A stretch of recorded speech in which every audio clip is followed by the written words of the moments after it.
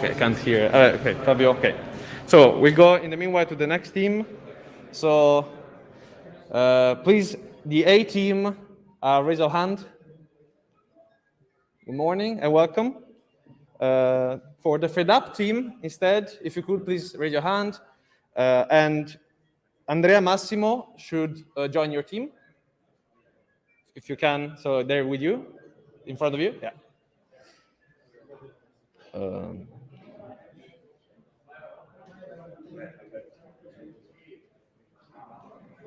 So, good morning to the Itaralucci also. If you're here, can you raise your hand? And also to the Los Pavos. I can find them. Good morning. So, to the launch vehicle team, if you can raise your hand. You may have one team added to your group later on. It's not yet arrived. And we have Project Sud, if you may raise your hand. Morning. And to your team, we had Nur Christian San Giorgio, if you can join them. Okay. And Andrea Stefani, or Stefani, if you can join them in your team. Okay. You can make a substitution, and then Stefani goes there, and Gianpiero goes with. Okay. So finally, the team Sforzo, if you can raise your hand. And so these are all the teams we have for now. There should be more people arriving, but I hope you get acquainted with your new members, and I wish you a good competition. So see you later.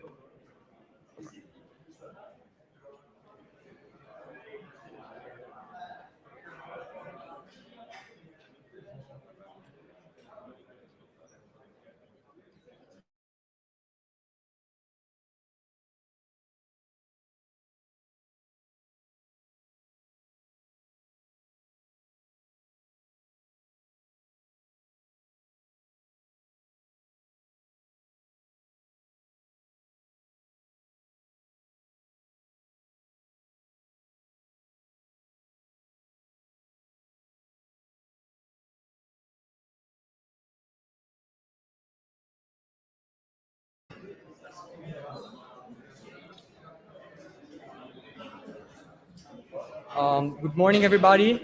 Is it working? Okay.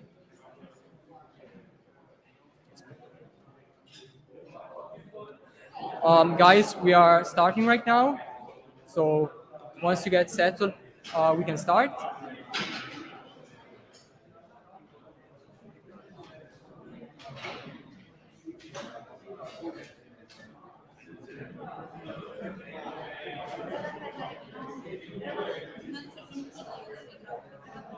Prova.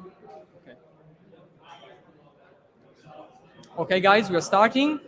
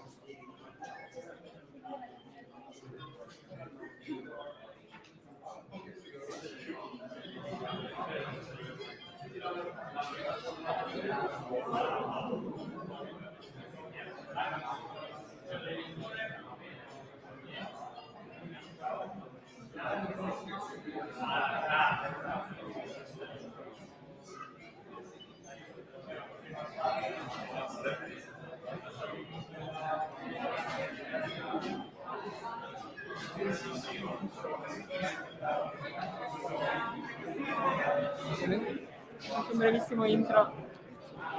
Okay, guys. Okay, so everyone should be fine, and you should all take your seats. We are solving just one last problem with one team, and then we start with the presentation. So please just take your seat, and it's worth to listen, because there are some of hints that may be useful for you for the, of course, for your work, and some useful information. Okay, all good, guys?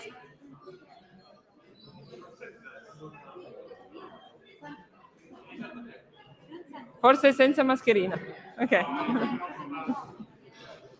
Okay, so I ask for a bit of silence, please. Okay, guys. Okay, so we can start with the presentation. I leave the word to Fabio from the best, Milano, and then we start. So enjoy your day. Okay, thank you, Chiara.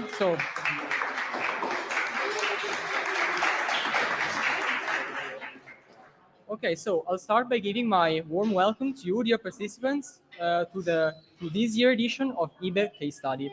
As you probably already know, EBEC stands for European Best Engineering Competition, and in its international version, is the biggest engineering competition in Europe, and it is organized by BEST. Let me give you a few words about this organization.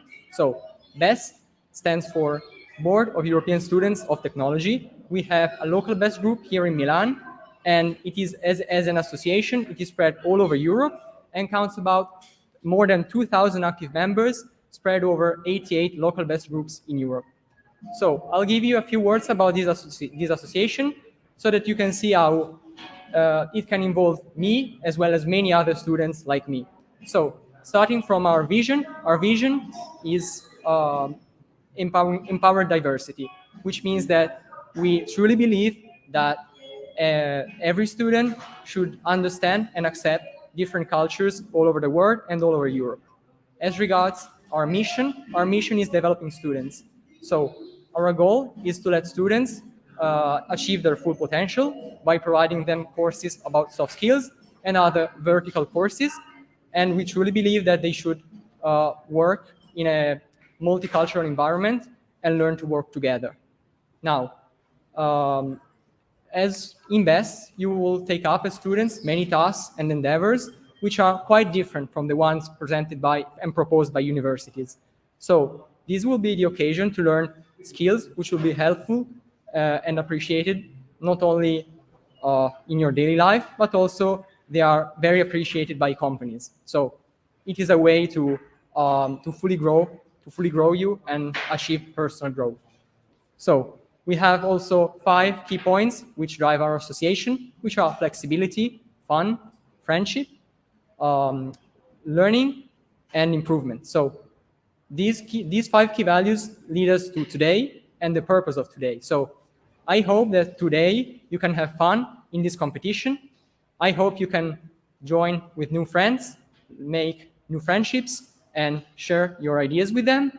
And then when we part ways tonight, we hope that you will learn something new. So guys, eyes on the prize and good luck for everything. Now I give my word to Professor Luca Reggiani, which will give you a brief welcome from university.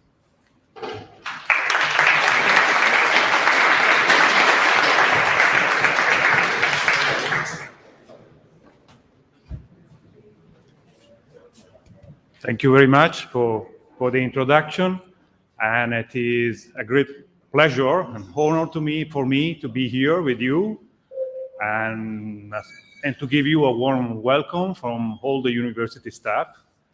And first of all, a special thanks to all the girls and boys students of BEST and for their effort and enthusiasm in the organization of this really interesting and beautiful event. And also a special thanks to Reply for the support in terms of experts, as you will see, and also in terms of the means, and also from several points of view. And well, university, of course, regards mainly teaching, learning, then making exams. But university is also a community, and a community in which persons like you, me, and others interact, exchange, some experience, across their lives for a period of time. And this kind of initiatives is so important for me, in my opinion, just because they give the opportunity of improving and learning, but at the same time also to work together, to stay together, also outside the usual lectures and lessons and so usual life of the university, and to give you more experience and more value to this period of time you're living. And so this is the main reason for the remarking the importance of this kind of events. And I teach wireless communications, and so also my role is to say a few words. Let's see. Okay, so about 5G, because the topic, of this competition is 5G. When I think to mobile networks and now to 5G, and when I think to the evolution of mobile networks in the last decade, if I have to choose some milestones, so for presenting the evolution of these technologies, so what I can say is the following. So a new generation appears more or less each 10 years. Of course, this is a continuous evolution of the technology through the releases of the different generations of mobile networks. And the second generations in the 90s, and then from 2000 to 2010, the third generation, then the fourth one, and now the fifth one. Of course, the research and development starts before the commercial deployment of these technologies. But so this is the evolution. So in the last years of the mobile system. So if I have to think to the some important milestones, so I'm thinking to the following. So first, from the second to the third generation. So we move from voice communication, to voice calls, to data communications, and so opening the way for the integration of internet into the mobile networks. So the main application, from the third generation on, has been to transmitting data. Okay, and then through the fourth generation, we have seen a tremendous increase of the performance in terms of throughput, so megabit, gigabit per second, and so on. But the second milestone regards just the passage between fourth and fifth generation, because till to the fourth generation, the data transmission has been a sort of the best effort task, in which I have some packets to transmit, and the network will do that, as soon as possible and with the best throughput compatible with the resources of the network itself. Moving from the grid, the step with the fifth generation, it regards just this aspect, because we are moving to a sort of best effort task, to a task in which we have some predefined service levels to be respected. And these service levels are defined by some importance, by a variety of performance measures, but primarily they mean throughput, which is continuing to increase, but also latency, reliability, and density of the connected devices. And so now the perspective is to give the service and to give data communication, but respecting some constraints, some service levels which are predefined between the provider and the users. Also behind this, there is also another trend which is clear. So from human communication, we have also now machine communication, so IoT and other kinds of communication, which is becoming dominant with respect to, and will become more and more dominant. So with a trend which is with an increased rate which is higher than communication with our devices. And so what perfectly fine for our personal use with our smartphones, is not fine anymore for other kinds of application and other kinds of communications. Here you can see that this, when we talk about 5G, we show always this triangle. So because you see that we have these parameters and these main features we expect from the different applications, so that can be implemented within the 5G networks. And so we have the capacity, of course, which is continuing to increase in terms of throughput. But we have, you see, also the latency, the reliability, and the connectivity. And you see that the three vertices of this triangle, so are the enhanced mobile broadband, so are some categories of the systems which are characterized by the very large throughput, but also on another side, ultra reliable low latency communication. So a kind of communication in which it is very important, so the latency and the reliability of the communication itself, which is not trivial in a mobile network. It's a very difficult and challenging task. And on the other hand, also you see massive machine type communication in which systems in which we have a very high density of devices. And so in which the connectivity of a very high number, I mean millions of devices per kilometer square, should be made possible for realizing smart cities, smart grids, and advanced deployments of IoT devices, sensors, and so on. Now we are at the center of this triangle with this, in that circle, so with the dashed line. So, and the goal of the 5th generation, but I would say also the next generation, is to enlarge the coverage of this potential application. So, trying to cover also the extreme vertices of this triangle. So, enhancing from different perspectives the performance of the network. These are the three main categories of applications and families of applications. So in the context of 5G, but this is not finishing, of course, the list of possibility, because the key word for realizing all these variety of requirements is the flexibility of the system from all the points of view, and so the resource management. Okay, because we have from the physical layer till to the network layer, we have to manage resources in order to allocate the correct resources for serving different applications with different, maybe stringent, less or more stringent requirements. And this is the peculiarity of 5G. This extended view under different requirements of the mobile network. Okay, you see that some services could be characterized by low latency and very high reliability. You see that number, 99.99999%, okay, of reliability. That means a very, very low, so 10 to -4 in that case, so a packet loss rate and so on. And these are challenging tasks in the mobile system.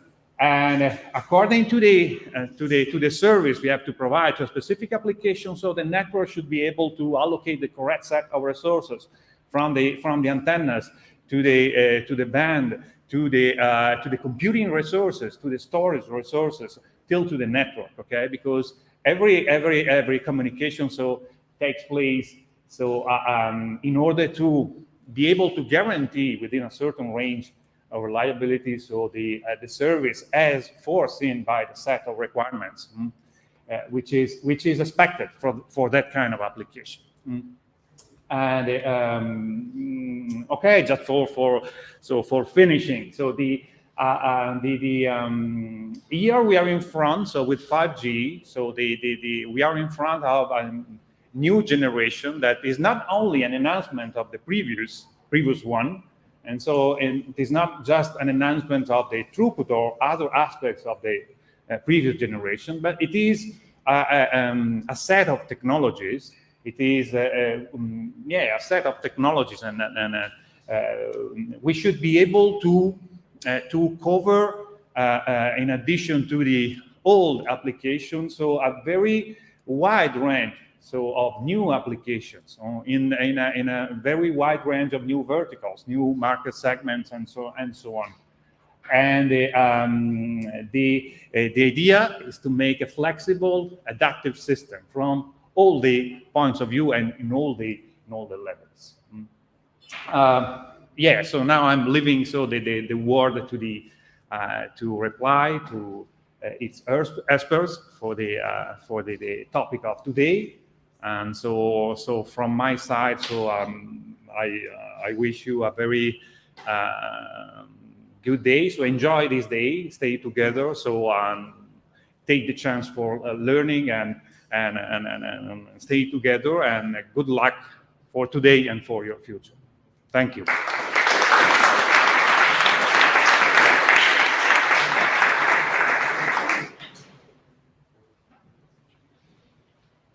Hello, ciao to everybody. So, few minutes to talk about Reply, since we're organizing all of this. How many of you knew Reply before this event? Some? How many have heard or participated or know someone who participated to the challenges, Reply challenges? I would say the same, so you got it from there, roughly. Okay. Who is Reply? Reply is a consulting company that has the aim of helping our customer to drive the change, leveraging on the new technologies. Consulting company focused on innovation, if I have to sum it up.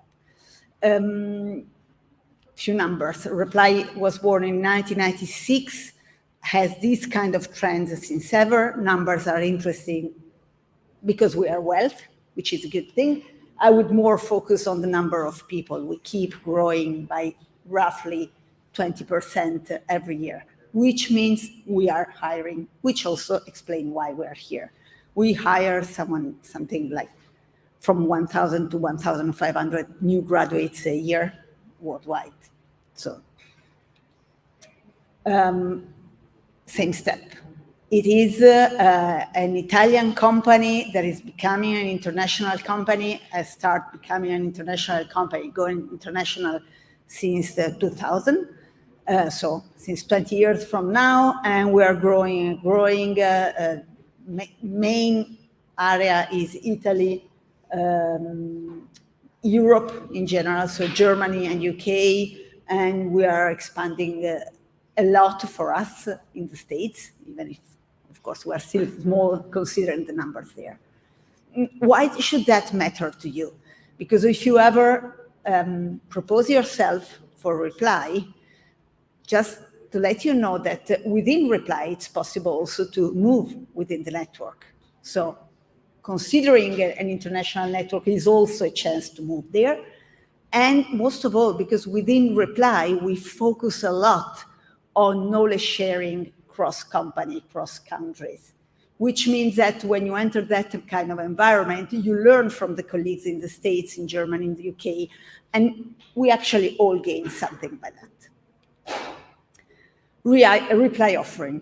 Let me just explain. Reply has a pretty sophisticated infrastructure. Is a network of company, more than 200 companies at the moment, each company focused on a specific topic, market, technical knowledge. So each of the single company has all the advantage of the small company, being very fast, being very innovative, but they still are part of a network that is able to get big projects because they can compose teams by getting the best expert everywhere.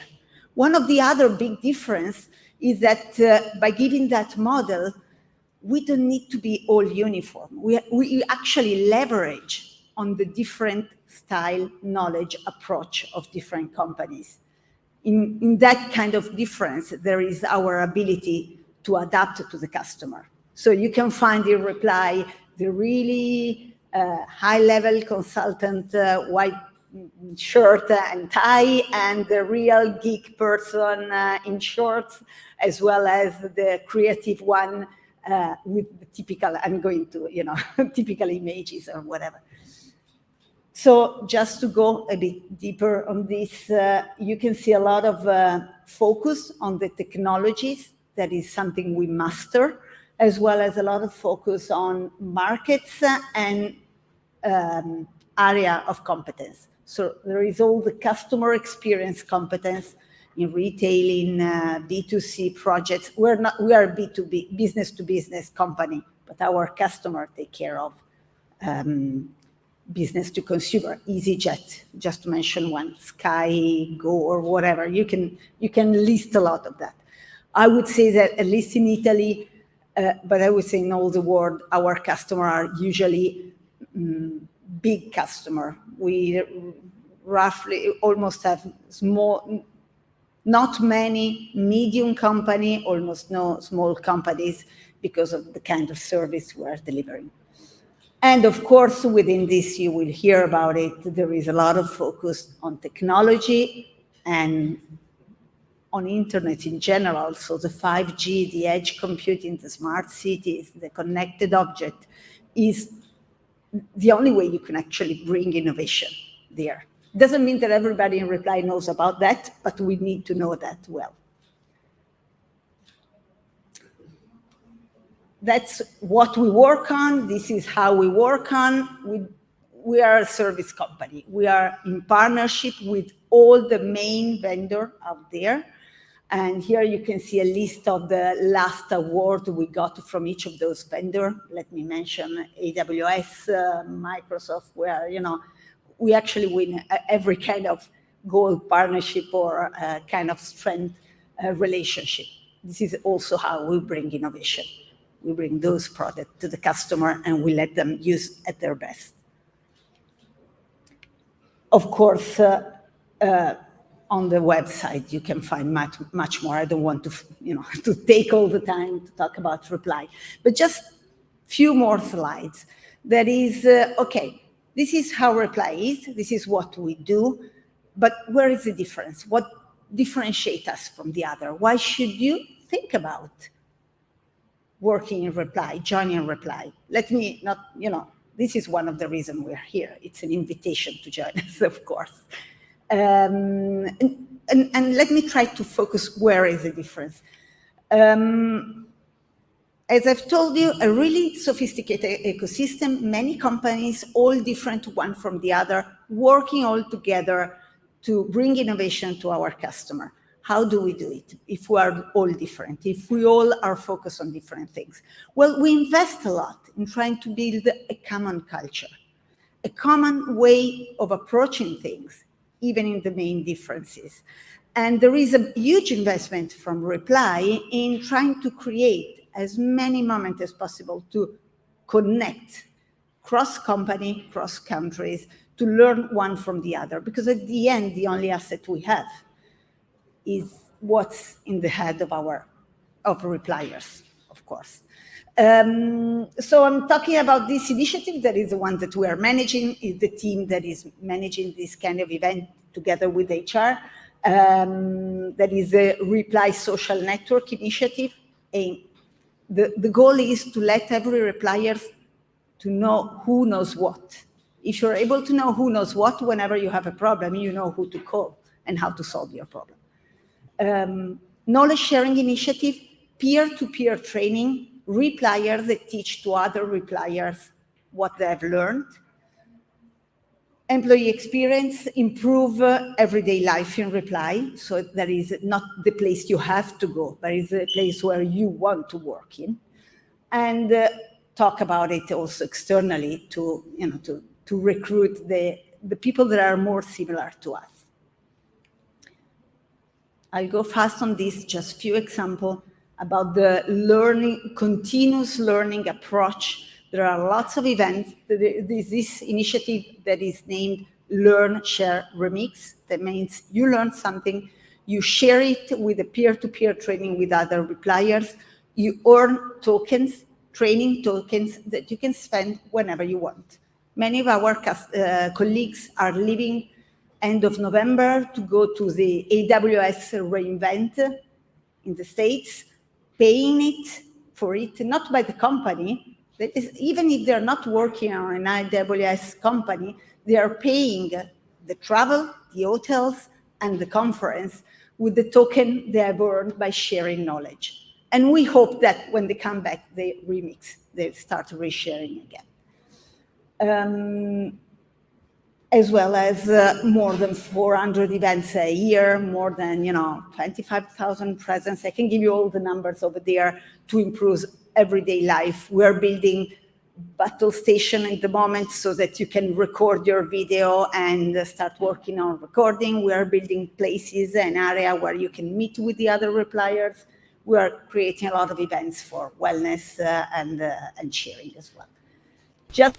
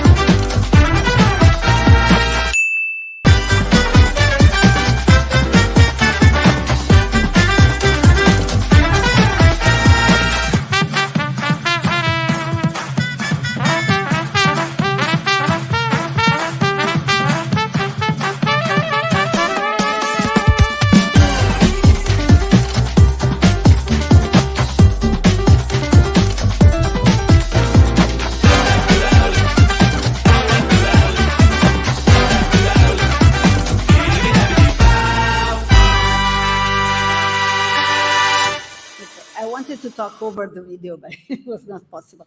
So just a small example, this is an hackathon. We do many during the year. In this case, it was the end of September, so we were finally able to do a physical event. In this case, we were doing the code challenge during the hackathon in order to select the team who will build the next code challenge. Why? I could share a lot of examples, but it's an example on how you do knowledge sharing. You still have fun doing knowledge sharing. You experiment a lot. And maybe you also give back to the community. So just one word on reply challenges. I've been talking about continuous learning and reply. This is why we experiment new way of learning by doing a challenge rather than studying a theory. And then it was working well, so we start sharing them externally. So we start giving it back. During the code challenge, we have more than 10,000, 12,000 high school students that are participating together with their professor to learn how to code by challenging one with the others. So we experiment a lot also on, new approach to that. So one sentence more is, okay, this is all nice. I hope I've convinced you that whenever you are graduate, you will candidate to reply. I hope I've done that job. But now you are a student. How many of you are in the last year of university? Wow, many. That's a good point. Good to know. But while you are a student, what's there for you?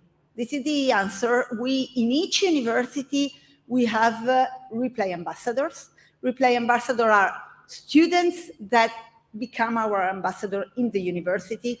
They help us promote an initiative as this one. They help us by hearing what is happening and proposing us, why don't you do also this one? They propose events, and they also do some tasks for us. Every time we involve them for any kind of work, small work, they get paid for that. So there is prestazione occasionale or something like that.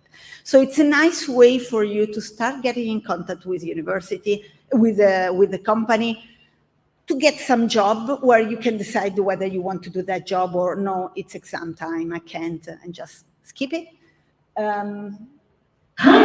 we have this program. What's that? It's an international program that welcomes students to the world of work with Reply, a Western involved with Reply initiative, even before they start looking for a job. Why do we become ambassadors? It gives us access to exclusive training and courses, close contact with Reply employees, and invites to help at events such as Reply Exchange and Christmas parties. Plus, we get involved with development and organising Reply initiatives. All we do is throw ourselves into the role, and in return, Reply guarantees us fast access to internships and future job offers. Oh, and of course, we also receive a special ambassador's kit full of useful gadgets. What do you say? Want to become a Reply ambassador? Then join us. Email ambassador@reply.com.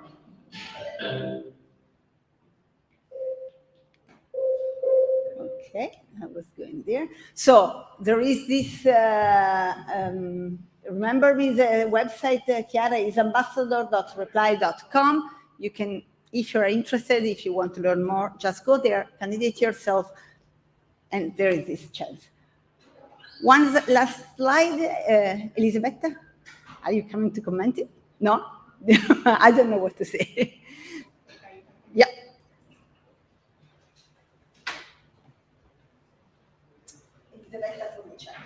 Yes. Hi, my name is Elisabetta Valsecchi. I'm graduated in computer science. I'm not engineering, sorry for this. I started my experience in Reply as technician, and after several years, I moved in HR department.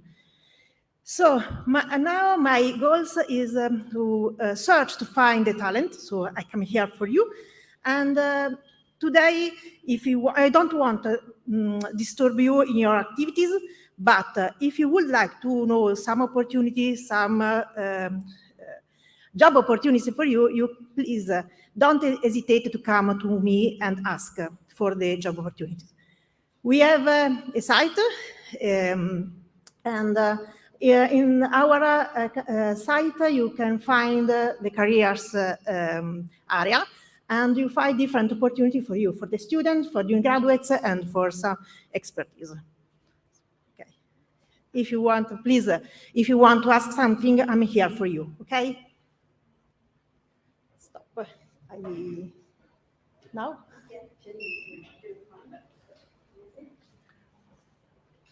Okay, so we now go to the core of the student engagement. Have you ever thought that behind the great innovations and services that are changing our lives, there is... Have you ever thought that behind the great innovations and services that are changing our lives, there is someone who makes it all possible, who connects those who are far away, and enables even the most spectacular experiences? That's us, NetReply, a network of people and devices that together link the present to the future, mastering cutting-edge network technologies and management systems, allowing us to make every service more performing, simpler, and faster. We are innovators and promoters of open and disaggregated networks. We reach the highest point in security. We draw in the night. We make it possible to communicate even in the most distant places. We connect fans with their passion. We bring producers and consumers together in new touristic experiences. We deliver innovation and simplicity to the healthcare sector.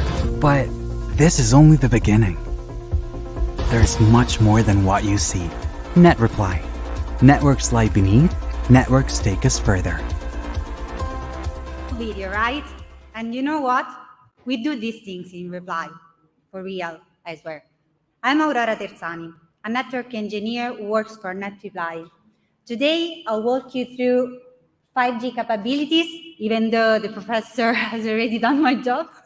And then Manuel, my colleague, revealed some details on edge computing as well. We will see at the end some real application of 5G and edge computing. And Chiara, in the final part, will explain your role for today. So let's get started with 5G. What is 5G? You already know that, I guess, a little bit at least. 5G is the fifth generation mobile network. It's a new global wireless standard that enables a new kind of network that connects everyone and everything together, objects, machines, and devices as well. Here are listed some features, the main ones, and with these features, we are able to do a lot of things. And the main ones are high speed, low latency, enhanced capacity, and hyperdensity, that is connectivity for billions of devices. As the professor already said, 5G works across three main kinds of connected services: the enhanced mobile broadband, the massive IoT, and the mission-critical communications. Really useful features of 5G is that it is designed for forward compatibility. That is, the ability to flexibly support new kinds of services that are still unknown today. Here you can see some details of the 5G communication. Okay. The 5G enables us to do a lot of things in a variety of sectors. Here there are some examples. In the manufacturing, thanks to the low latency and high speed and capacity, enhanced capacity, we can organize new production and organizational model. In the transportation, we have autonomous vehicle, for example, that with low latency can communicate in a smart city, and we will see some example later. In the retail area, in the retail world, one example is, for example, augmented shopping. While in the telco, well, all the improvements are making what we are saying possible. So, but how we can do all of these things? The main purpose of 5G is to enhance the network technology, of course. How? With softwareization and disaggregation, we are able to separate the main network function, to move the main network function from hardware to software. While with edge computing, we are bringing processing function closer to the applications. With beamforming and network slicing, we are able to adapt the 5G network in different scenarios and to separate and provide different services for different group of users. So now I leave the floor to Manuel. Thank you, Aurora. So my name is Manuel Padovani, and I'm a software engineer in Cluster Reply. So let's go to see what is edge computing, how it is connected to the 5G, what is enabled, and what's the main purpose of it. Edge computing is a distributed architecture in which data are processed in the edge of the network, the nearest possible to the device itself, so where the data are collected. Some of the main purpose and advantages of edge computing architecture are the following. First of all, we have less latency because the response time in which the data is sent and received, it's less than other architecture. We can do a local data processing, so the data are pre-processed and manipulated in the edge before sending it to the cloud. And in the last, we can consume less bandwidth because in the edge computing, the devices are connected locally. So just the edge device, it's the main allowed to send the data over the net. So what we are talking about, as you can see in this slide, almost every device that are connected to the internet over the edge can be compatible with this kind of architecture. Sometimes we can have devices that have the multiple functions, so our device itself and edge device too. So this means that all operations are performed in the same device. So the collection of the data, the processing, and the send it to the cloud. If we're talking about areas and industries where edge computing can cover some part, of course we can say about manufacturing context. If we think about manufacturing industries, we have a machinery on production line that generates a big amount of data. This data can be processed in the edge in a real-time manner. So this means that we can provide alerts and feedback to the engineer of the plant in a very quickly way.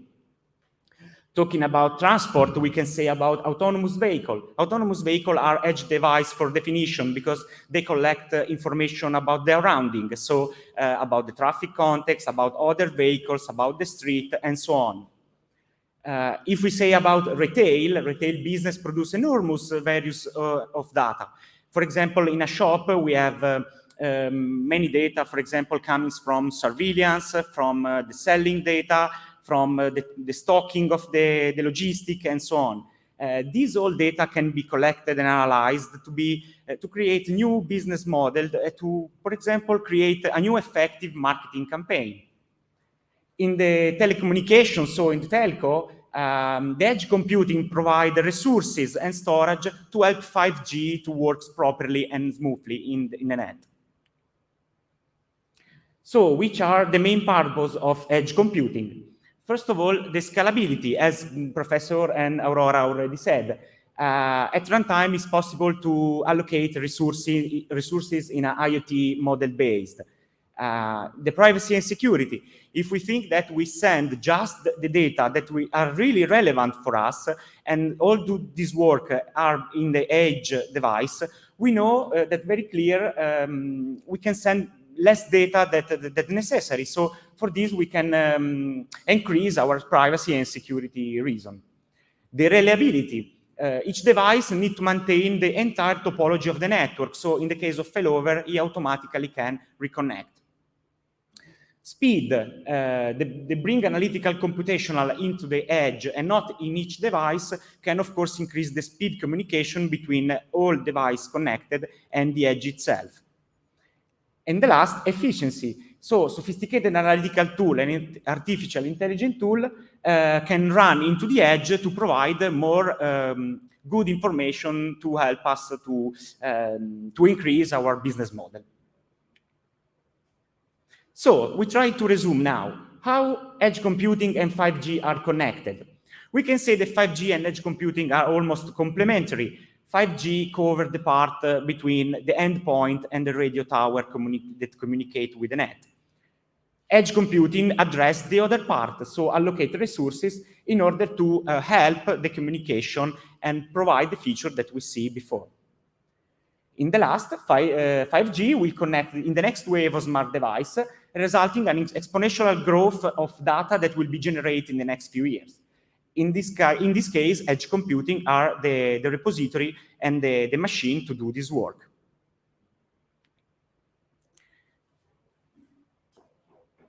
Okay, let's see some real example. What we said so far, that with 5G and edge computing, we can do basically everything.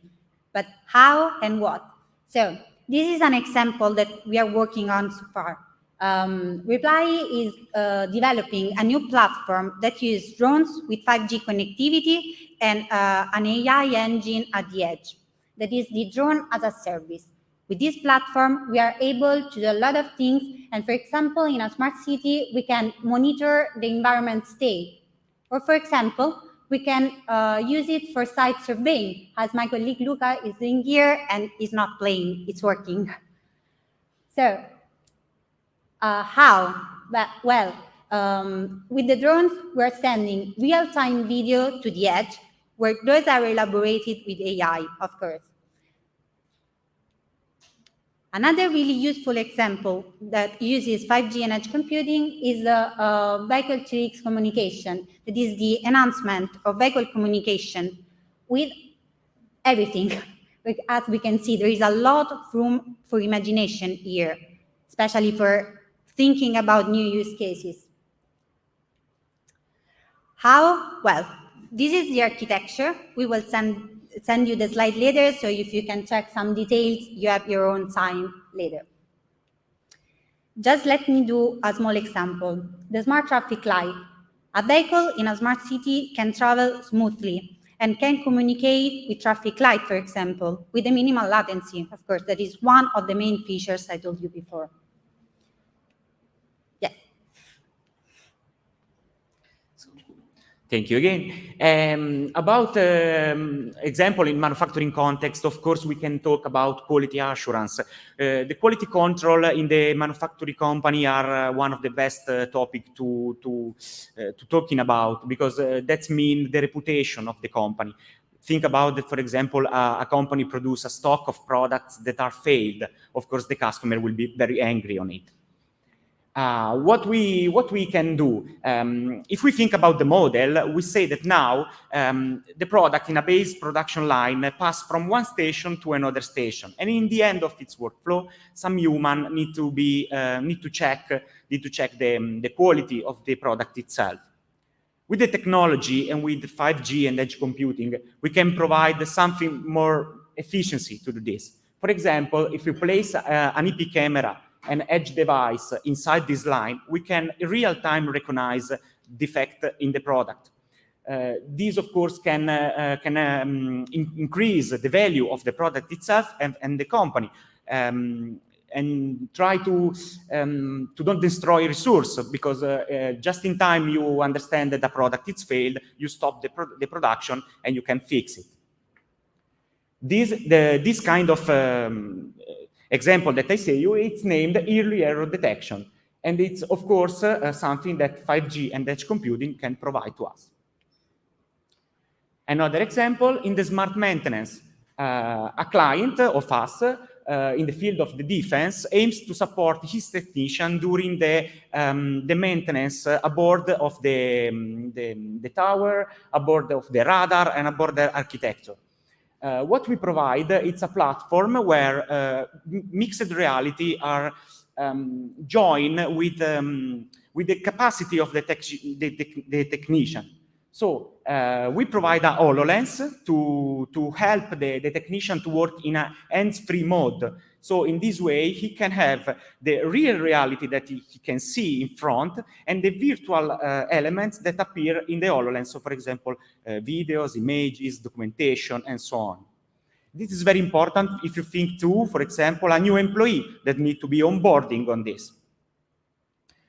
Again, in this use case, again, 5G and edge computing can help us, because think that very often the smart maintenance are did in a difficult and remote place. So, for example, when the signal of the I don't know, the Wi-Fi maybe is not possible. So with 5G, you almost cover the entire world.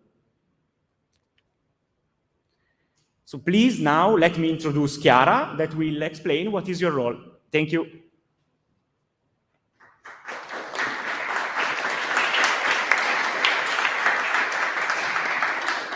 Okay, so I promise I'm the last one talking, and then you can start working. But actually, these are just a few info about the day and what you will have to do, what you will have to provide today. So your mission. So here comes the case study that we are actually working on. So your mission is to take everything that you have learned right now, thanks to the professor and to Reply experts, and apply it to the smart cities. Just keep in mind that, of course, you have to be super innovative, because we want to have a brand new idea and something that was never done before. So keep in mind that you have to be innovative, use your creativity and use your knowledge and skills. But at the same time, it's also important that your idea is feasible, that it can be actually sold. So just keep in mind that it should be in some ways real. So we will evaluate also these parts. So think about smart cities. You can think about something that we do all day, every day, and improve it in a completely new way. Or you can think about something that is actually missing in our cities and try to implement it in a new way. I was talking about the evaluation. So how will evaluation work? So these are the criteria: innovation, relevance to market, feasibility, technological complexity, and then finally the project presentation. So you will now have to work for a few hours. Then at 3 p.m., you don't have to stop working, but we will go table by table, group by group, and team by team with our jury of experts, and we will just evaluate the first 4 criteria. So just the innovation, the relevance to market, visibility, and the technological complexity. We will not take into consideration the presentation, that comes later. So from 3 p.m. we will go team by team, and we will just ask you a few questions. So if you want to explain us your idea, what are you working on? We can also always, you can always go to our experts to ask questions, because they are always here for you.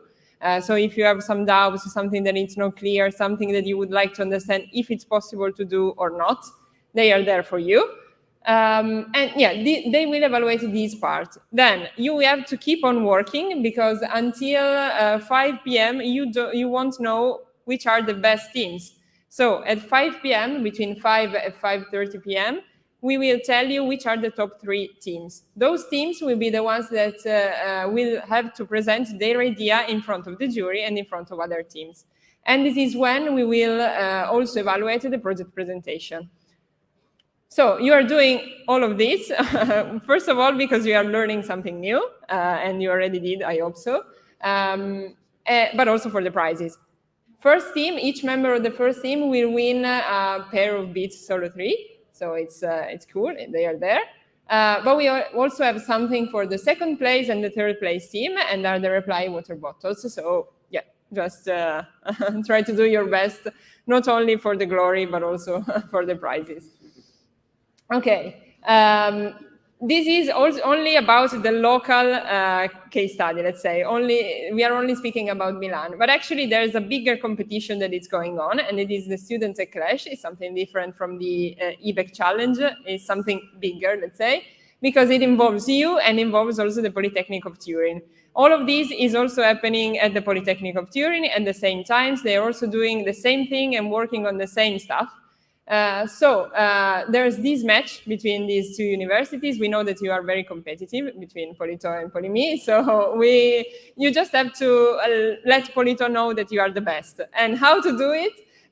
First of all, we have different battles and different ways in which you can prove it. First one is the social battle, and maybe you have seen it on Instagram going on in these days, in this week.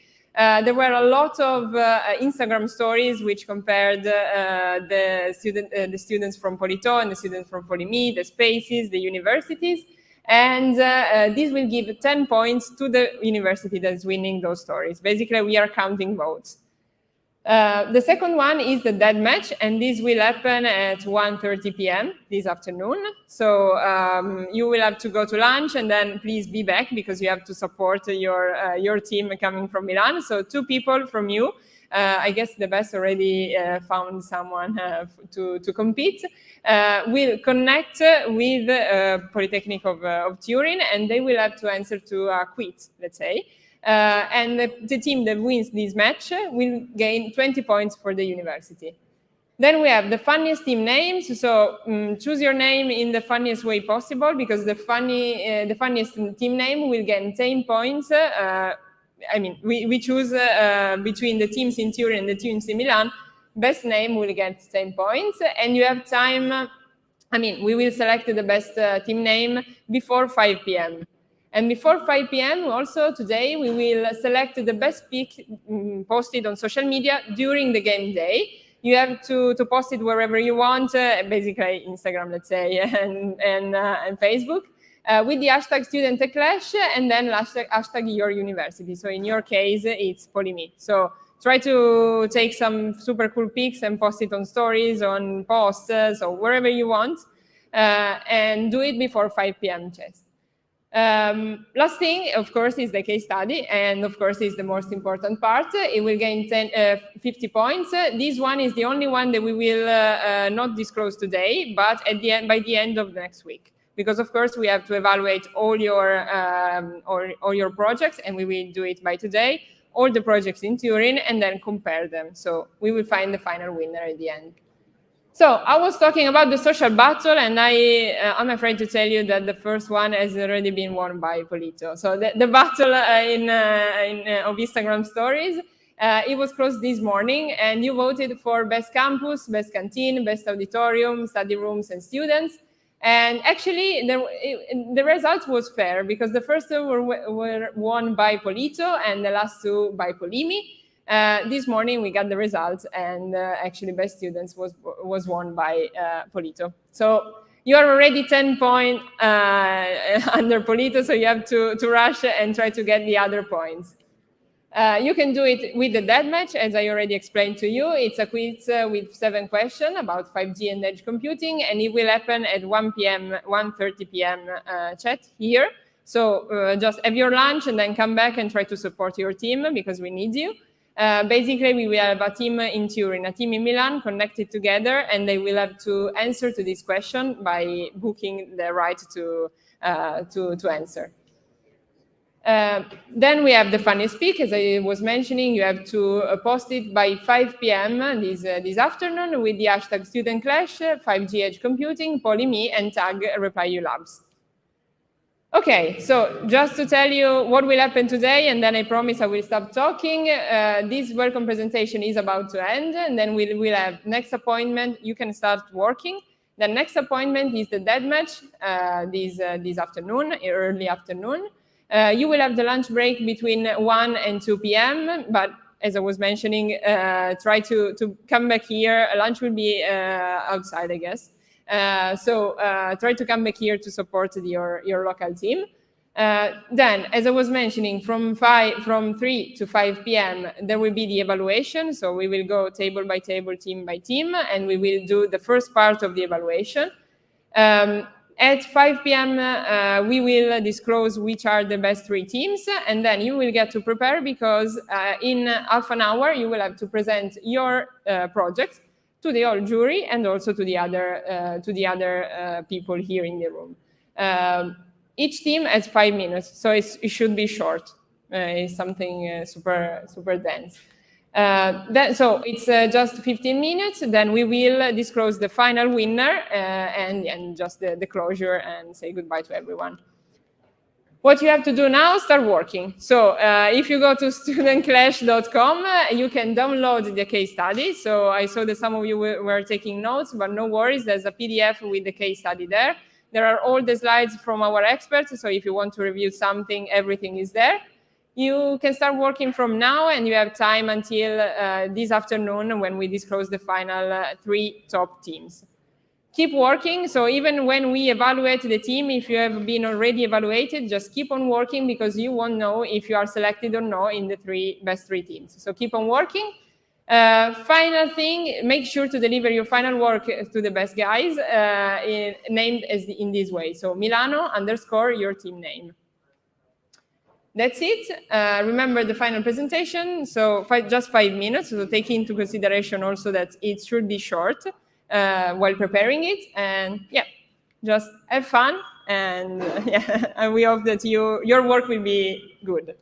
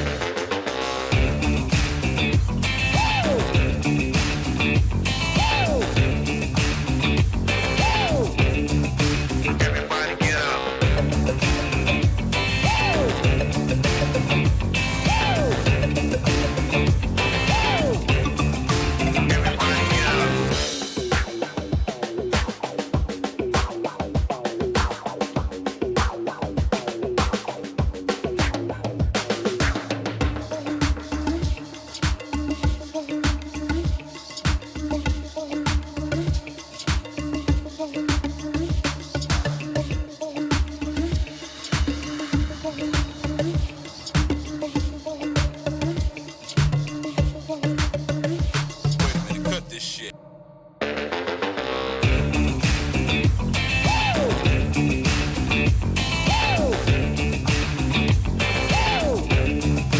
Everybody get up.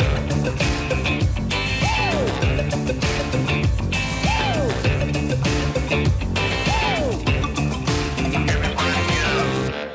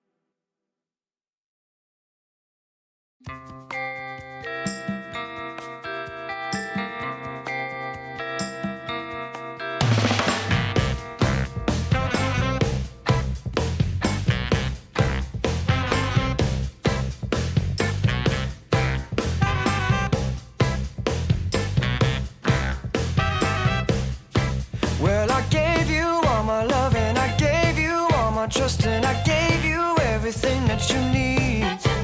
But you only told me lies and you made me realize that, babe, you ain't no good for me. I can't be with you, you can't be true. And I know just what I got to do. Gonna hit the ground running, running, running just as fast as I can. Gonna hit the ground running, running, running just as fast as I can. Ooh. Well, you're begging me to stay, but I'm going my own way, and the skies ain't looking cloudy or gray. I won't even roll the dice so that you can't play me twice, no babe. Who do you think I am? Well, I'm gonna take my own road, and I'm sorry, baby, you can't go.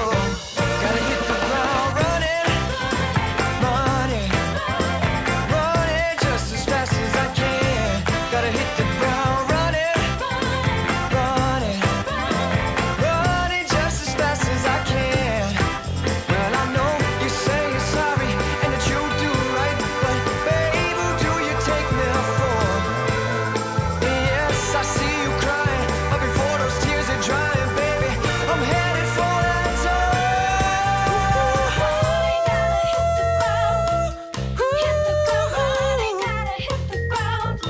Gonna hit the ground running, baby, I'm running, baby, I'm running, running, running, running. Gonna hit the ground running, running, running just as fast as I can.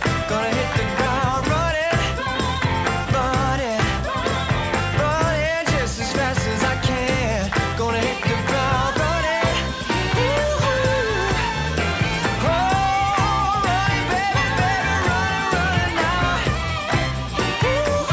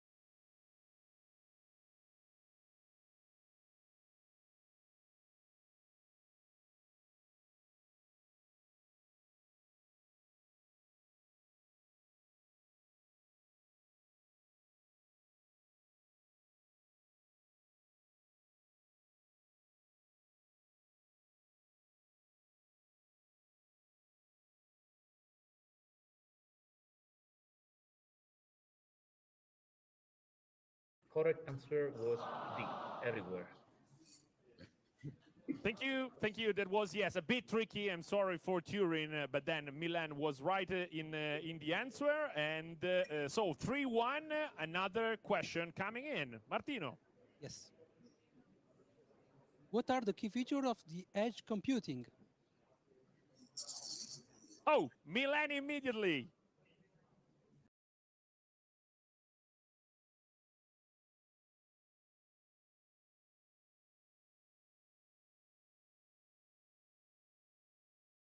Local data processing.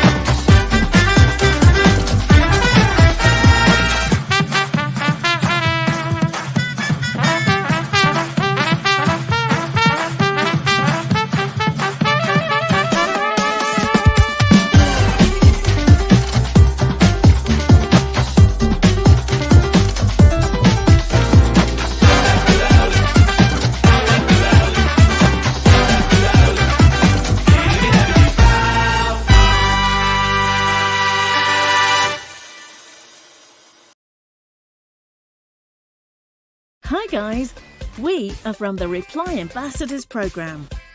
What's that? It's an international programme that welcomes students to the world of work at Reply and gets them involved in Reply initiatives even before they start looking for a job.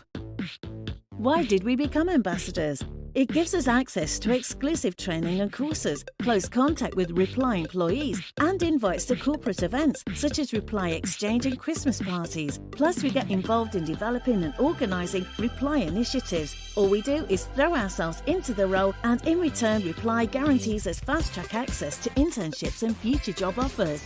Oh, I forgot. We also receive a special ambassador's kit full of useful gadgets. What do you say? Want to become a Reply ambassador? Then join us. Email ambassador@reply.com.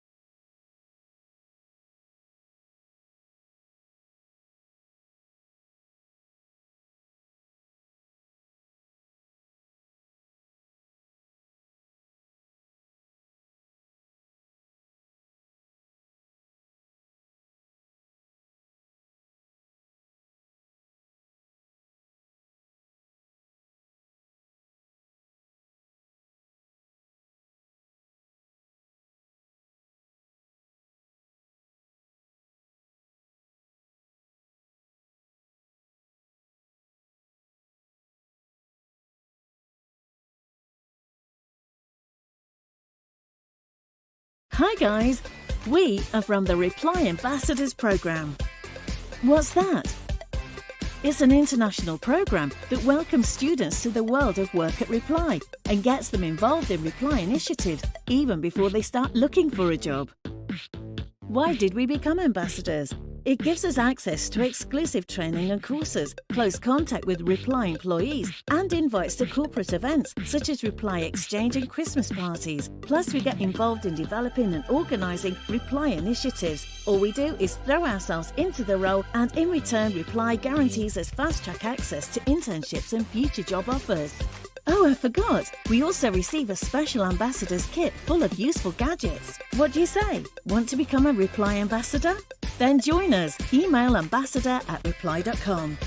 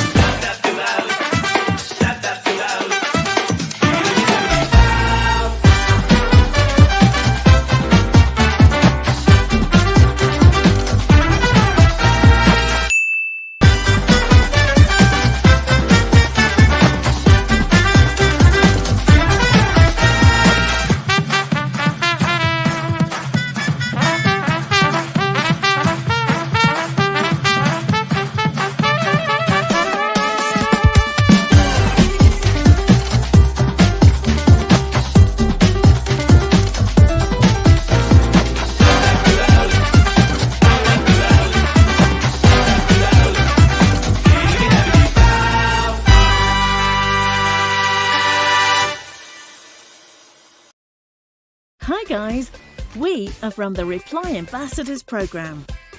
What's that? It's an international program that welcomes students to the world of work at Reply and gets them involved in Reply initiatives even before they start looking for a job. Why did we become ambassadors? It gives us access to exclusive training and courses, close contact with Reply employees, and invites to corporate events such as Reply Exchange and Christmas parties. Plus, we get involved in developing and organising Reply initiatives. All we do is throw ourselves into the role, and in return, Reply guarantees us fast-track access to internships and future job offers. Oh, I forgot! We also receive a special ambassador's kit full of useful gadgets. What do you say? Want to become a Reply ambassador? Then join us. Email ambassador@reply.com.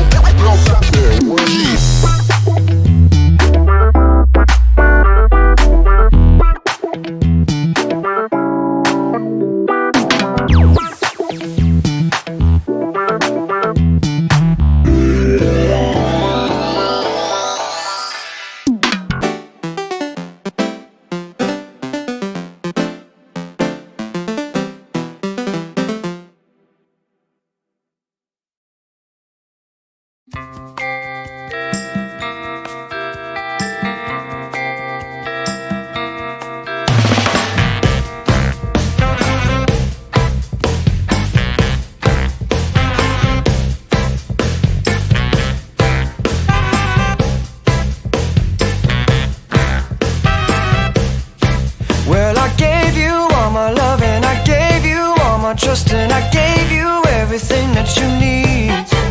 But you only told me lies and you made me realize that, babe, you ain't no good for me. I can't be with you, you can't be true. And I know just what I got to do. Gonna hit the ground running, running, running just as fast as I can. Gonna hit the ground running, running, running just as fast as I can. Ooh.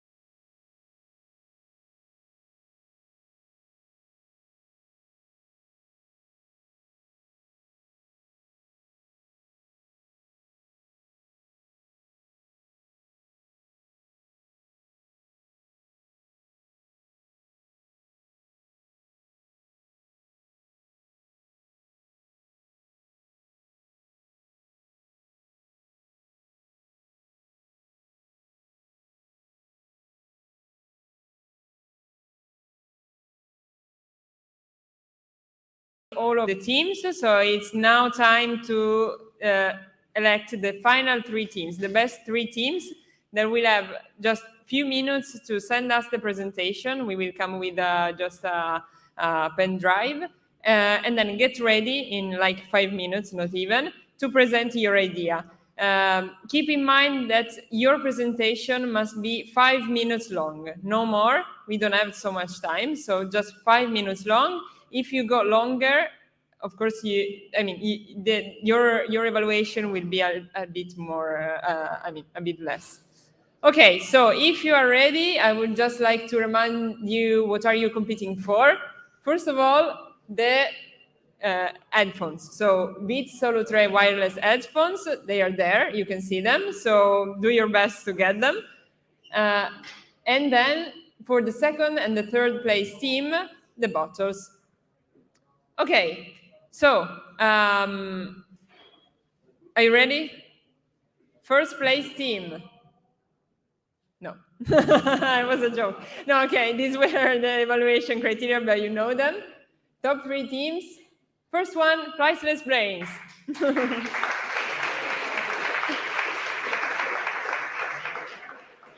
Then we have Los Pavos. And then we have Sforza and that's it. Wait. So there are three teams. There are 4 teams, not 3, because the third one was same evaluation. So these 4 teams, right now I will come to you with a pen drive. You will have to send me the presentation, and you will have time to just 5 minutes to present your idea.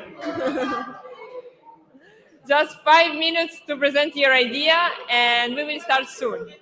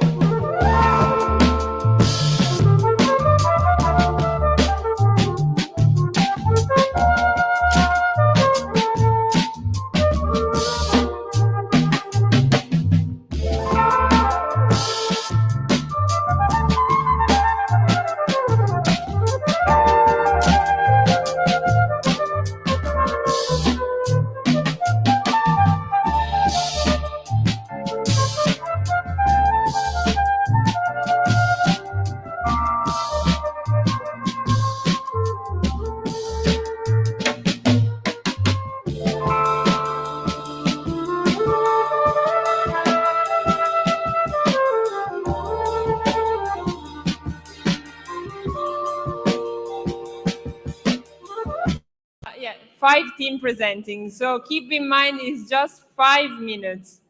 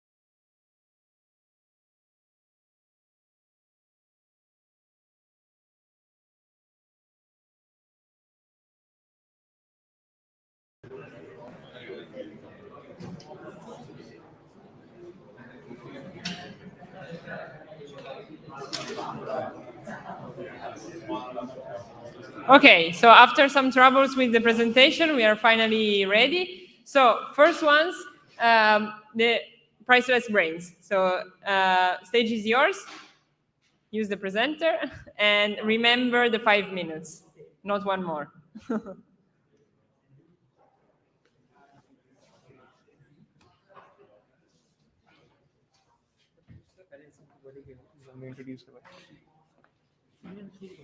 Hello.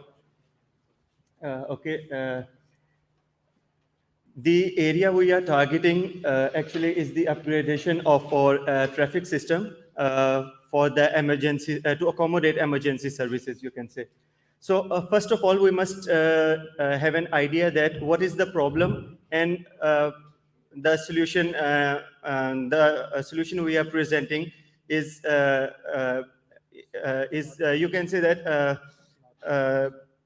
we are basically analyzing the present world problem in a way that if we look at our traffic system, the conventional one, it has some, you can say, small defects which needs to be, you can say, get rid of as soon as possible.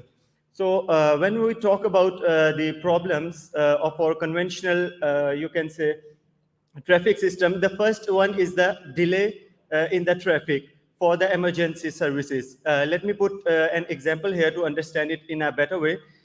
For example, we often see that at our traffic signals, you can say that sometimes, not always, but sometimes, the ambulance has to wait in the line for a few seconds or for even 1 or 2 minutes, which is dangerous for the patient who is in the ambulance and surviving for its life.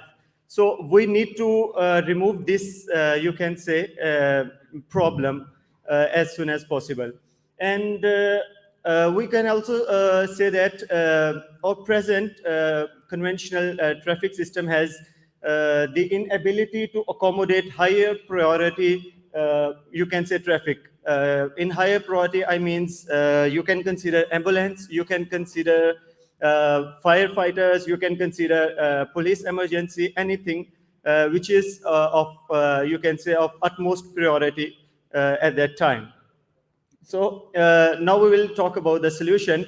So first of all, what we need to do is to link our traffic system with the emergency services. For example, if we say that there is an accident which occurred at some place and they immediately call for an ambulance. And now, by using the traffic data and we formulate a priority route. So let's say that if we have to go to Domo, the ambulance has to go to Domo, and there are 5 traffic signals in between its way. So what we are presenting is that we use the, you can say, the knowledge of 5G and edge computing to gather the 3 factors mainly of emergency services. The first one is the time estimation, the second one is the speed estimation, and the third one is the priority, position of the service. And we usually store this data in a cloud service, and we then deliver it or communicate it to the traffic, you can say, traffic system. So when the ambulance reaches near to its first traffic signal, the traffic signal based on these 3 factors actually turn on the signal to green in order to clear the way.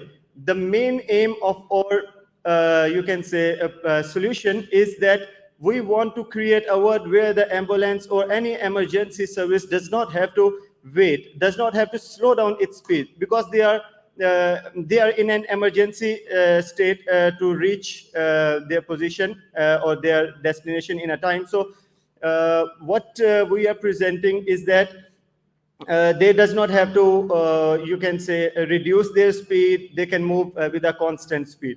So let Usama add something. At the last, I just want to add that we have accomplished 2 aims together. The one is that giving the priority to the high emergency services, and the second, we will continue the continuity of the traffic by using edge computing and the 5G. And it's very important for the market, because if you have a good transportation system without any discontinuity and giving a high priority to the health services, you will have different investors in your country to accomplish a lot of investment in the market sector. It's very feasible because we have the technology to develop this, and there is no need of a high investment and high changes. And in the last slide, this is the technical complexity, as you can see, but one of the most important technical complexity that we need and that 5G provides us is the low latency rate. That in 4G, you have a low latency rate of 200 milliseconds, but the 5G drastically decreases it to less than 1 millisecond. And by using that technology, this system is super implementable, and it will change the whole classic system of the traffic system and make it optimized. Thank you so much for your attention, guys.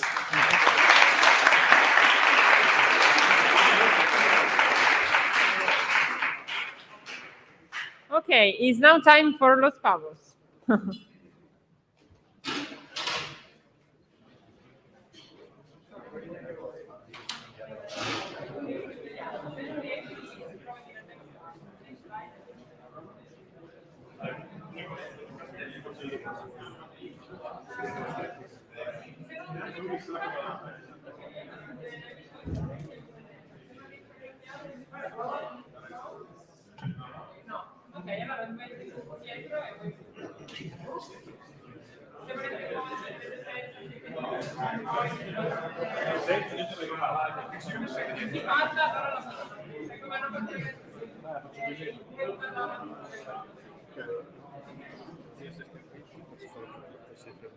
Sì, ok. Te la faccio una cosa. Sì. Ok. 1 e 30. Allora sì. Quanto vicino deve essere? Così sono vicino. Sono un po'. Ma c'è il filo. Si sente comunque? Buono. All right. Good evening, everybody. So, the idea we have is actually to design a product that have to be sold to cities, which will then use it as a service to the citizens. The main idea is to implement in a large scale the use of a smart onboard sensor unit, which we'll see. And thanks to this unit, we will have to gather data regarding the road irregularity and other things, and then to work on these 3 main purposes. So to enhance the driving experience, mainly in terms of comfort, then to improve the road safety of the users, and also to have a more flexible and more easily manageable traffic congestion in order to avoid problems regarding traffics. Then the 3 main areas in which we will work are these 3. So regarding the first one, so road condition monitoring, the idea here is to gather data thanks to the IMU in the smart onboard unit sensor, which we will then process onboard thanks to edge computing, and we will have as an output the RMS and peak values of the road irregularity. Then these data are collected real time, and then on board we decide only the data, only the necessary data that has to be actually sent to a central data service database, and this data that just we are just going to transfer data regarding the position of critical conditions, such as potholes and other problems, or for example, road with very high RMS values of irregularity, so road which probably are damaged by very strong wear. Then, thanks to this data, we will have a map of the city in which we will see all the positions in which we have warning flags regarding road surfaces, and then we will act only on the areas in which we have a more dense number of warning signs. Then the second case is the smart traffic management. So we will use the real-time positioning of the cars in order to redirect the traffic to more convenient routings and try to avoid traffic jams. And this will obviously decrease the overall time of driving. Then the third case is the driving behavior control. So we will monitor the average speed of the cars in different positions, and we will see the difference between the average speed of the users and the speed limit. And then we will go and act on the occasions in which the difference between the two is quite high. So for example, if the average speed of the user is much higher than the speed limit, we can have two approaches. So the first one is to actually increase the speed limit if there is no danger. And then if we actually think there is a danger with a higher speed limit, we'll obviously implement things like autovelox and other things in order to avoid those problems. Then this is a sketch of the unit we will have to implement, which is made up of a CPU, and then a GNSS receiver, which is the new kind of GPS, the Galileo type, which can be accurate up to some centimeters. Then we have a vehicle interface part, which will interact with the vehicle data, such as the ABS and other things. Then we have the 5G antenna, which is used to transfer data, and an IMU, which contains the accelerometers that needs to be implemented to measure the accelerations. Now, this is the feasibility analysis. We estimated the cost of this unit in around 150 euros per unit, which has to be multiplied by the numbers of users, which is 1 million in the case of Milan, which brings up us to 150 million investment, which if you look at the budget of the city of Milan for 1 year, which is 10 billions, we go to 1.5%, which is just 1 year investment though. And the investment is for many years. Now, the final part is how to actually get people to do this. And the idea is to use a lottery. And so each week we will have a winner. We will pick a winner from the users of this service. And the user will win 1 year insurance of the car for free. And we think this will actually encourage people to use this service. So thank you very much for the attention. And this is the idea.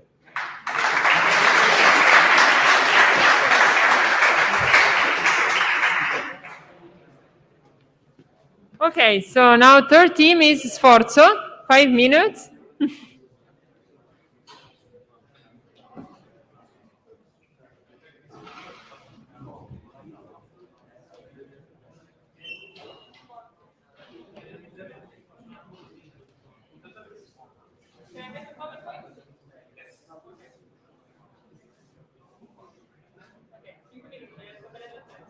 Ok, me lo prendo anch'io. Okay, so it was pointed out also in the presentation before that the street infrastructure right now, it's a problem. And it is also a problem if you consider the concept of smart cities, because it is so analog. It cannot connect, it cannot speak with other things, that it should be changed. And the idea, the first main driving parameter, is to manage the traffic, because it's what we thought it could be a real problem also because we live here in Milan and it's pretty problematic. But also the idea is to enhance security, interconnection, and exploit the full capability of streets in doing what? Well, we develop a project in 2 steps. The first phase, it's about the modification of stoplights.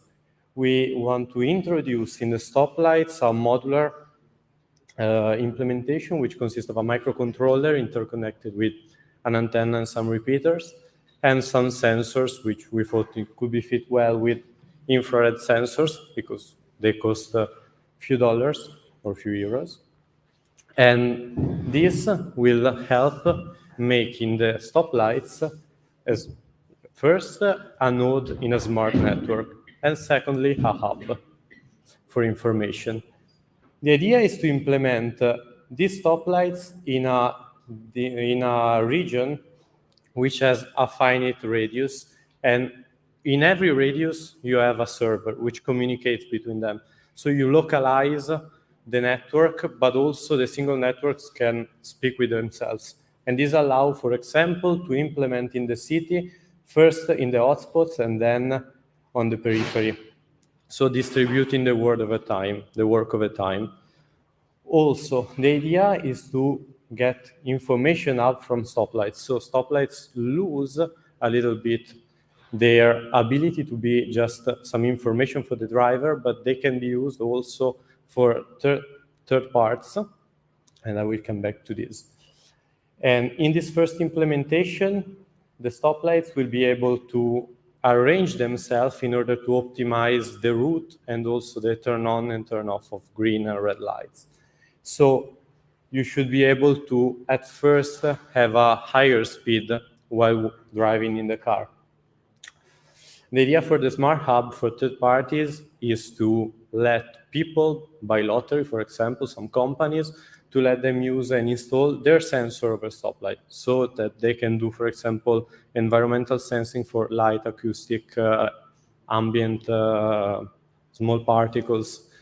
And this could be useful, of course, in order to get some data and information, and also for people habits and for people health.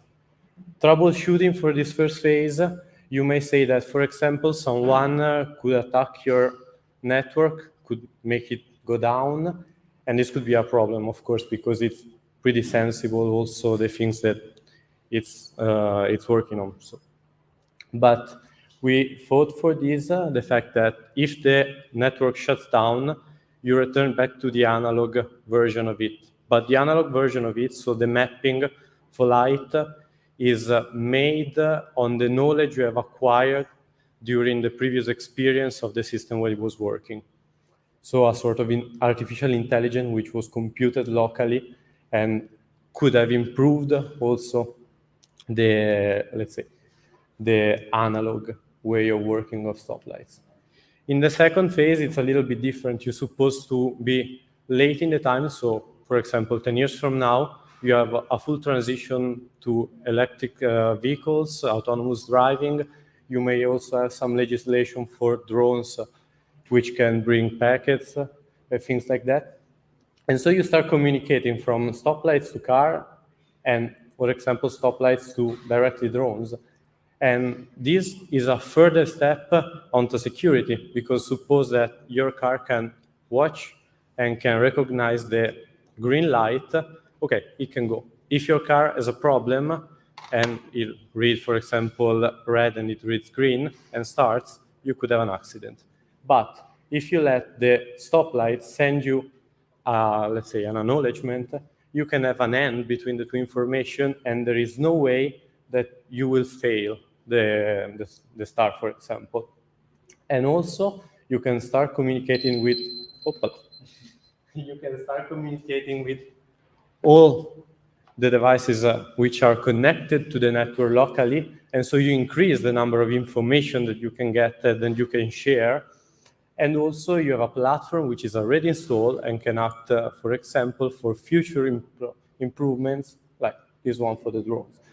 Troubleshooting are the same as before, so the idea is always the same. In this way, you can think of having a failure in some part, but as long as it works like this, so there is just a sort of people, the stoplight is just a people which say something to the car, it does not control it.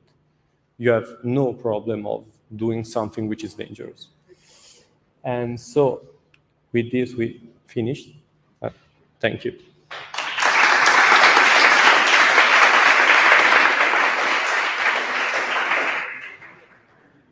Okay, so now A team is no name, and then we conclude with A team.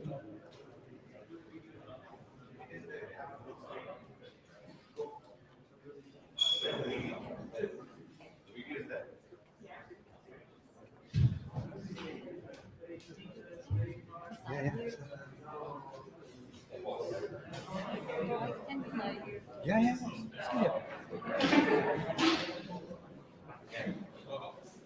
Okay, we're ready?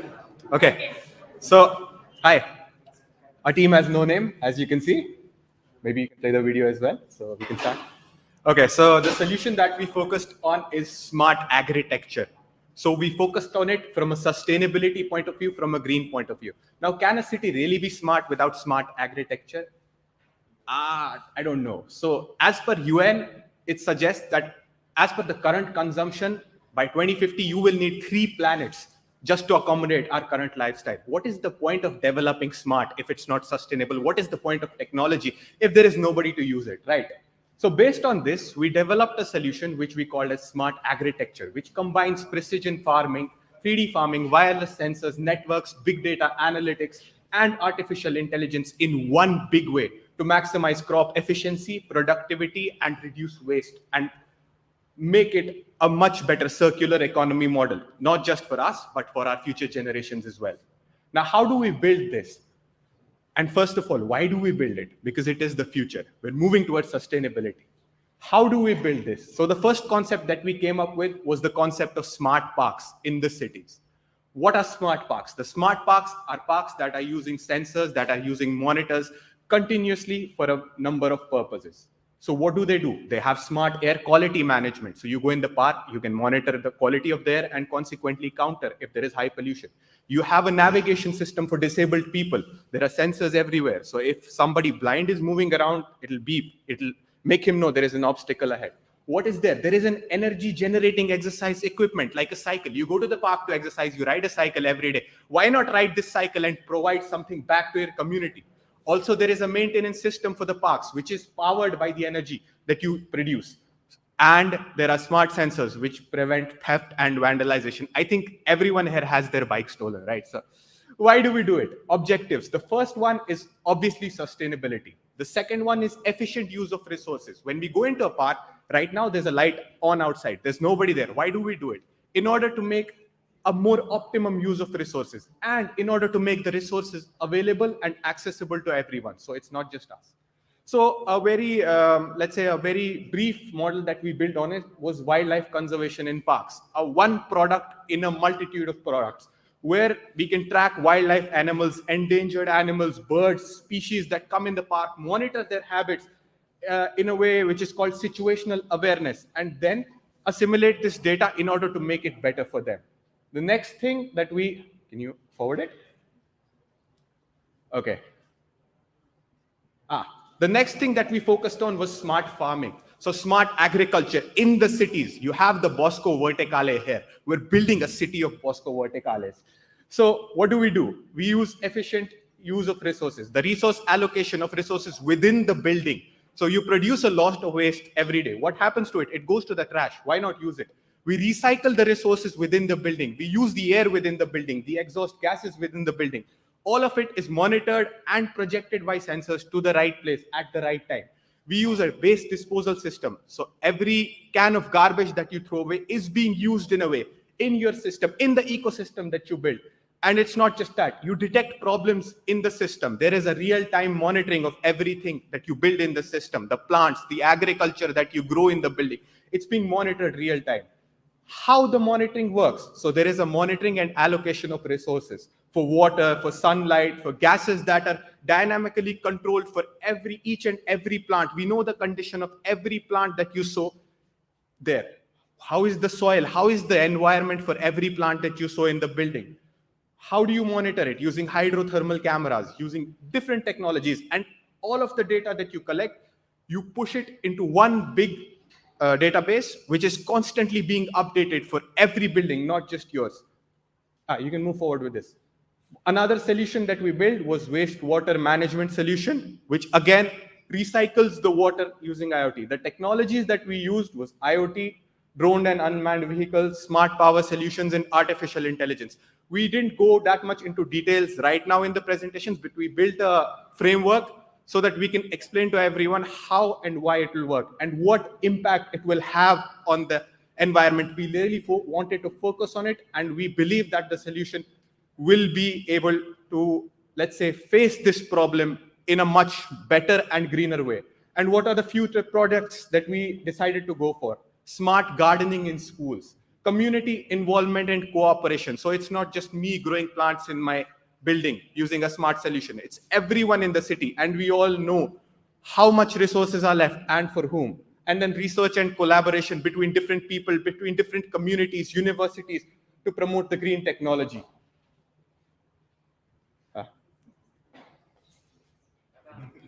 Can you play? It's paused, I think. So this is how we want to build our world from the scratch up. A green world connected by technology. And remember, the earth is all that we have in common. Thank you, guys. And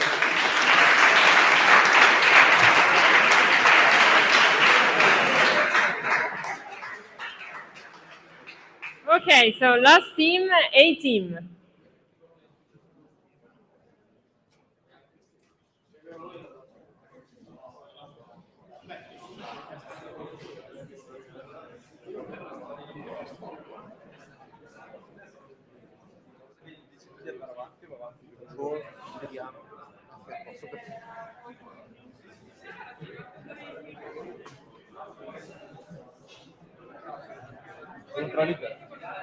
Sì, ok.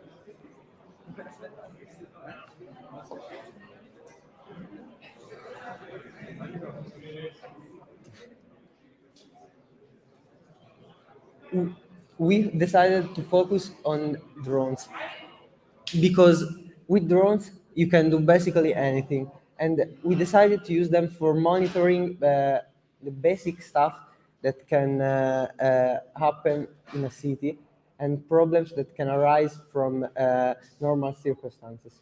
So with the use of drones connected with a 5G network, we can analyze and scan the city to locate any sign of problem. And we achieve this by mounting 360-degree cameras on drones that are connected to a central hub that processes the information. This is only possible with 5G because the bandwidth from 360-degree HD video is too high for a normal network. So we can do this and have real-time processing of the data to check for any sign of waste, fallen trees, water damage, basically anything that we can find and send someone to fix it. And with the help of drones that go around the city once every 3 days, we can optimize this process, and we can send squads to fix these critical issues only where they are needed. And this is very helpful because we can combat the pollution by checking for any illegal waste deposit in areas that are not clearly visible from any roads. We can help after an inundation to check for water damage from rivers and lakes. And we can check after a storm for any fallen trees that may need to be removed.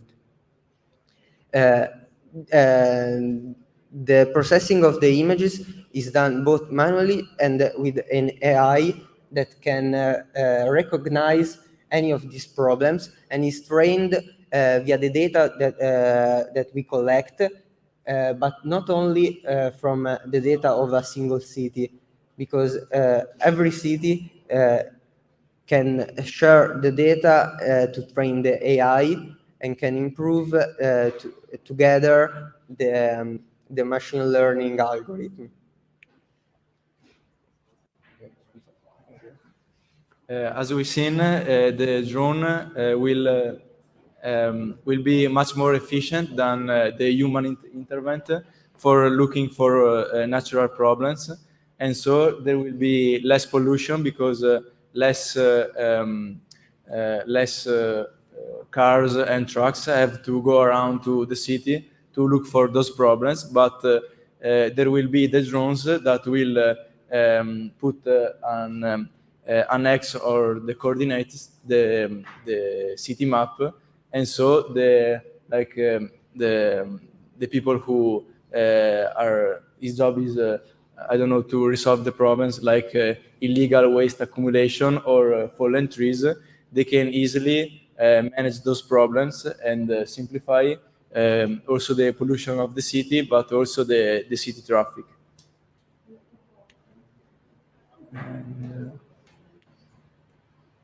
No, ok, scusate, indietro.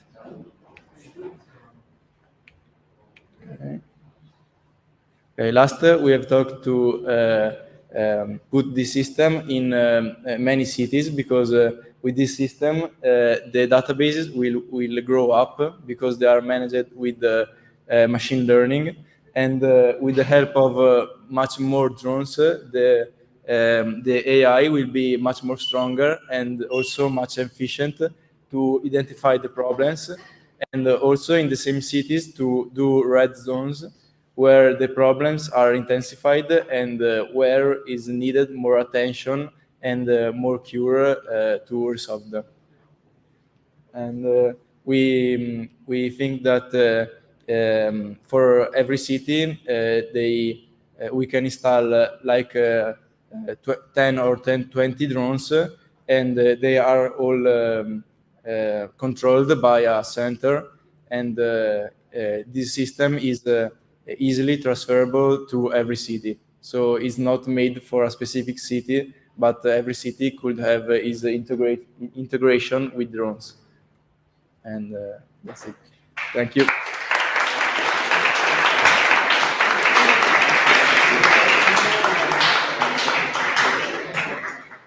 Okay, so we take now just 2 minutes to decide the final winners, and we'll be back in 2 minutes.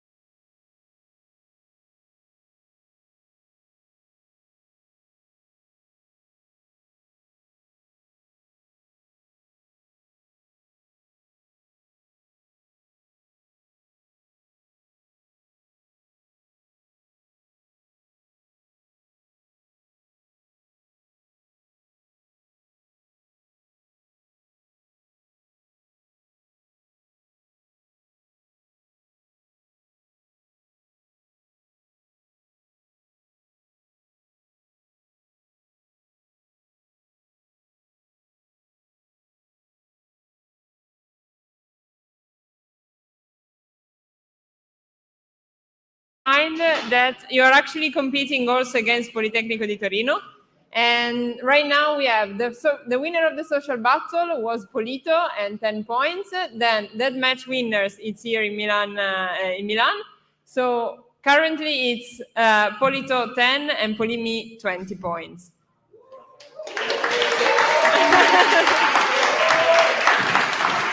But we have the winner of the funniest speak and the winner of the funniest team name. Vito? Okay. The funniest speak was this one in Turin. So actually few pictures from Milan. So you next time you will have to upload more pictures. So the winner is Polito, and now it's 2020. And then we have the funniest team name, and the winner is 5 Gin Tonic, which is a good.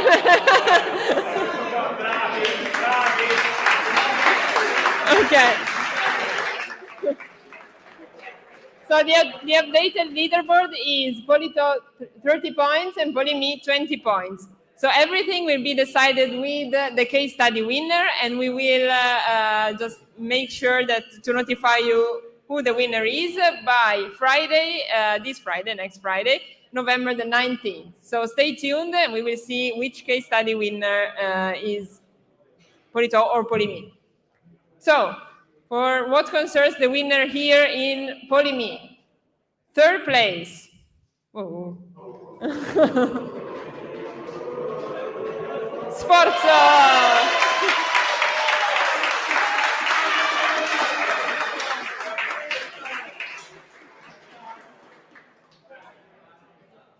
You can come here and collect your bottles.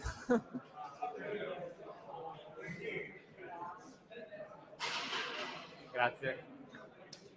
Want to say something? Grazie. No, mi fai un discorso. Alberto. Thank you. Thank you, thank you.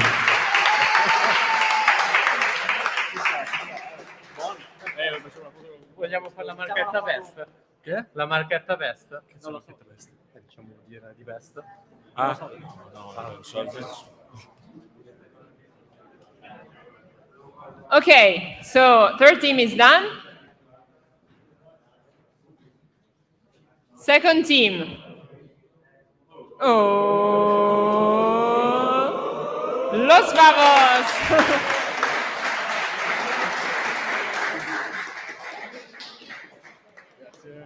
Grazie. Grazie.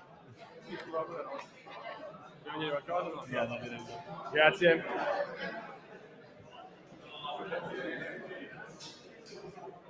Okay, so now comes the big prize. Final winner in Milan is Priceless Brains.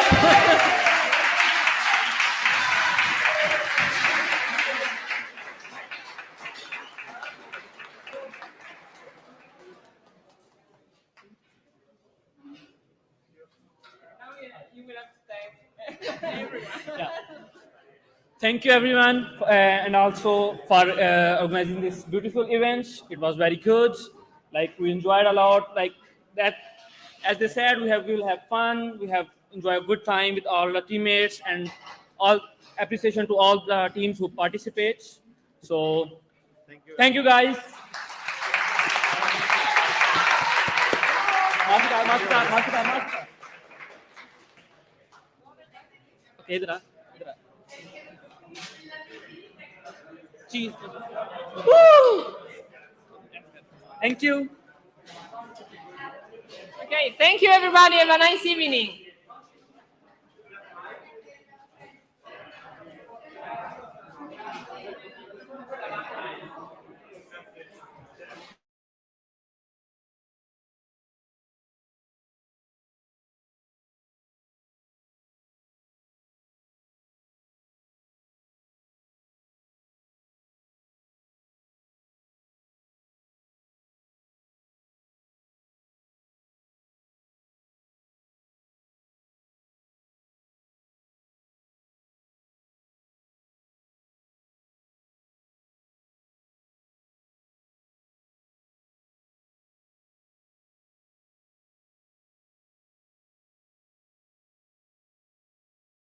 Cut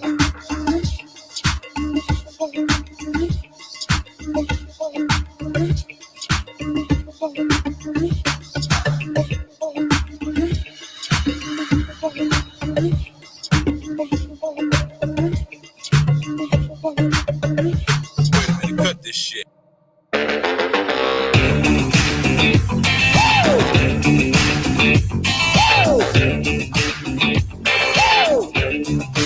Everybody get up.